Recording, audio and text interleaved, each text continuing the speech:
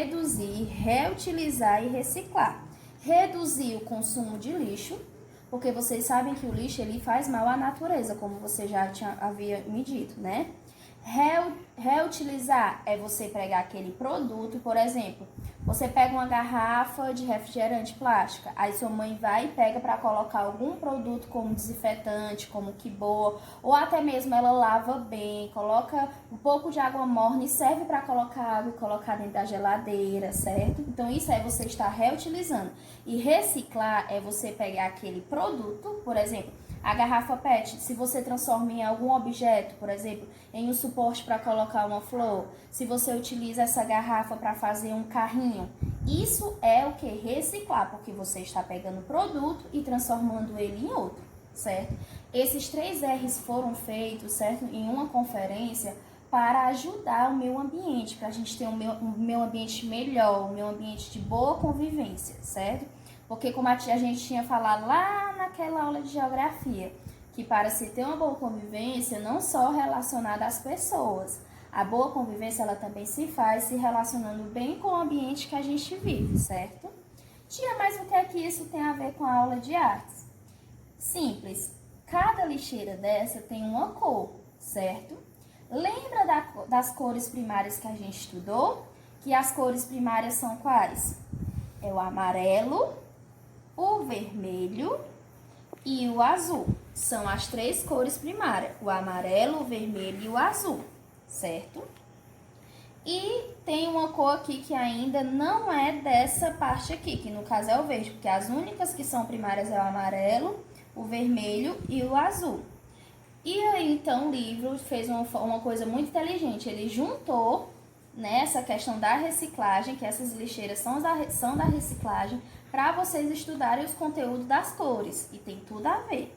Se observarmos as lixeiras acima, levaremos em consideração as suas cores. Vamos perceber que uma delas não é da cor primária. Então, respondendo o que tem no livro, o que é que eu quero que vocês façam? Vocês vão pegar o caderno de vocês, na matéria de artes, e vão colocar resposta do livro de arte, página 22. E na outra linha colocar a letra A. Lembrando que é preciso fazer cabeçalho, tá certo? Mesmo sendo resposta do livro. Aí vocês vão responder escrevendo. Essa A, no caso, tá pedindo para vocês contornarem, ou seja, fazerem um círculo na lixeira que não está pintada com a cor primária. No caso, no caderno, vocês podem escrever um nome ou, se vocês preferirem, vocês podem desenhar essa lixeira e pintar, né, de acordo com a cor que não fazem parte da cor primária. Por exemplo, tem o amarelo, tem o verde, tem o vermelho e tem o azul. Se eu sei que somente faz parte das cores primárias o amarelo, o vermelho e o azul, então o verde não faz parte das cores primárias, certo? E na letra B, essa cor pertence a qual grupo? Se ela não pertence às cores primárias, então elas vão pertencer às cores... E aí, vocês vão responder aí. A gente já estudou tanto as cores primárias como também outros tipos de cores. A gente estudou logo no começo lá do ano, tá certo? Das nossas aulas, lá do comecinho. E aí, na letra C, vocês vão verificar na página 7 qual mistura das cores forma essa cor. No caso, essa cor que não é cor primária. Quais são as cores primárias que eu vou precisar misturar, juntar para formar essa cor que não é das cores primárias, certo? Então, vocês vão fazer isso, responder no caderno de vocês, certo? E só lembrando que onde tem assim uma mãozinha andando legal, que é a parte do viver dos valores, ele vai dizer assim: a reciclagem auxilia na redução da poluição do solo, da água e do ar, certo? Então, isso aqui é muito importante para a gente sempre ler e entender por que é importante fazer reciclagem. Ainda na aula de artes, vocês vão fazer um caderno, copiar as perguntas e as respostas no caderno. A tia vai mandar no grupo do WhatsApp. A mãe de vocês, o pai de vocês vão ter acesso a esse documento para vocês passarem para o caderno de vocês, certo? A primeira questão pergunta: o artista utiliza as cores para transmitir o quê? Lembrando que todas essas respostas vocês vão encontrar no livro de artes de vocês, certo? Começando da primeira página, que é a página 6, que tem lá em cima: a cor é um elemento importante das artes visuais. O artista utiliza as cores para transmitir. Aí vai ter a resposta, tá certo? Então, vocês vão começar da página 6 e vão lendo o livro para encontrar as respostas do caderno. Então, a primeira questão pergunta: o artista utiliza as cores para transmitir o quê? Na segunda questão, quais são as cores primárias? Aí vocês vão escrever quais são as cores primárias. Na terceira questão, que cores serão formadas misturando? Letra A. Se você misturar o amarelo com o vermelho, você vai obter que cor? Se você misturar o azul, que no caso agora é a letra B, se você misturar o azul com o amarelo, você vai ter que cor? E na letra C, se você misturar o vermelho com o azul, você vai ter que cor? Além de escrever, logo abaixo vai ter os círculos para vocês pintarem e fazer essa mistura para ver que cor vai obter. Tia, se eu quiser fazer de tinta guache essa mistura, eu posso fazer? Pode. Se eu quiser fazer com lápis de cor, eu posso fazer? Pode. Se eu quiser fazer com giz de cera, eu posso fazer? Pode. Vocês podem utilizar os recursos que vocês tiverem para descobrir essas cores, certo? Na quarta questão, tem perguntando: o que são os pigmentos? Nós também estudamos sobre essa questão dos pigmentos, certo? Que no caso já é no capítulo 2, a partir da página 12, que vem falando, certo? O que são esses pigmentos. Na quinta questão, vocês vão responder. Letra A.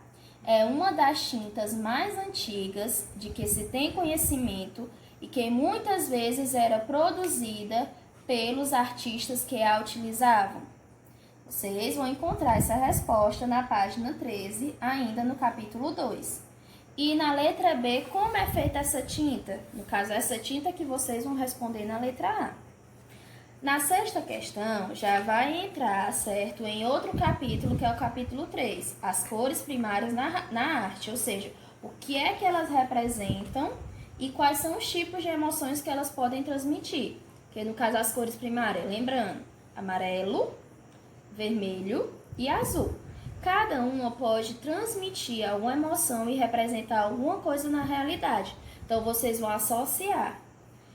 Onde tiver a transmissão da realidade e as emoções, vocês vão colocar a letra A para vermelho, a letra B para azul e a letra C para amarelo. Qual é a cor que vai transmitir a alegria, a luz e o calor? É o vermelho, é o azul ou é o amarelo? Qual é a cor que vai transmitir tranquilidade, que representa o escuro ou o frio? É a A, é a B ou é a C? Ou seja, é vermelho, é azul ou é amarelo? E qual é a cor que representa a raiva, ou amor, ou perigo e o calor?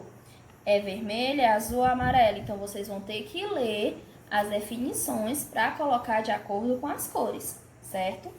E essas cores, vocês vão achar, essa representação das cores, vocês vão achar da página 18, certo? Até a página 20. Tem dizendo o que é que cada uma representa na realidade e nas emoções.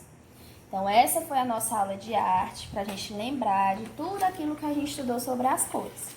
Por isso que a arte é muito importante para a gente também, porque a gente aprende muitas coisas novas, certo? E a nossa última aula, e não menos importante, é a de riqueza cultural brasileira, certo? Vocês vão pegar o livro de vocês também, de riqueza cultural brasileira, e vamos dar continuidade aonde nós paramos. Nós já tivemos a aula da página 2, que nós falamos sobre a mandioca, né? E o que é produzido a partir da mandioca, quando foi que a mandioca começou a ser utilizada, começou a ser descoberta pelos indígenas. E hoje nós vamos falar sobre o milho, certo? Vamos acompanhar a leitura com a tia. Peguem o livro de vocês, abram na página 3 e acompanhem a leitura. Vamos lá. Os indígenas brasileiros também conheciam o milho, muito antes de os europeus o conhecerem. O milho é originário da América. Os primeiros registros de cultivo do milho são do México. Ele foi a base da alimentação de grandes civilizações da América, como a dos olmecas, astecas, maias e incas. Essa gravura aqui do lado, gente, é do século, certo, 16 e mostra os astecas colhendo milho, certo? Essa aqui é uma gravura que mostra essa época em que os astecas colhiam milho. Continuando, no terceiro parágrafo. O milho cultivado pelos indígenas era bem diferente do atual. É que ele sofreu muitas modificações com o passar do tempo. Além disso, é a espécie vegetal mais utilizada para pesquisas genéticas. O milho tem inúmeras variedades. Observe algumas ao lado, como está aqui, ó. Certo? Ela tem inúmeras variedades, ó. Com o milho se faz diversos produtos para a alimentação animal e humana. Conheça alguns produtos do nosso dia a dia: farinha em flocos, fubá, óleo, flocos de milho. Até muitas vezes a gente pega a mamãe ou o papai ou a vovó, a titia, pega o milho, né, isso, e assa ali o milho, ou a gente come o milho cozido, não é?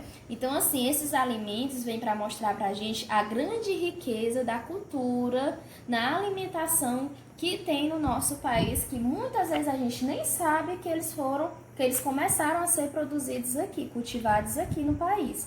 Então, essa é a importância da gente conhecer a riqueza cultural do nosso país, né? Da gente saber que ele começou a ser produzido aqui, tá certo? E que ele chegou aqui com a utilidade não de produzir para a economia nem nada, foi para satisfazer os nossos próprios desejos, certo? A nossa própria vontade de comer algo, ou então de produzir algo. Então, a gente tem que procurar conhecer muito bem essa riqueza que tem aqui no Brasil. E vocês também vão responder no caderno de vocês, vão copiar as perguntas e respostas sobre essas duas páginas que nós estudamos, tá certo? Por exemplo, na primeira questão, vocês vão responder quando os portugueses chegaram por aqui em 1500. Os indígenas se alimentavam com o quê? Tá certo?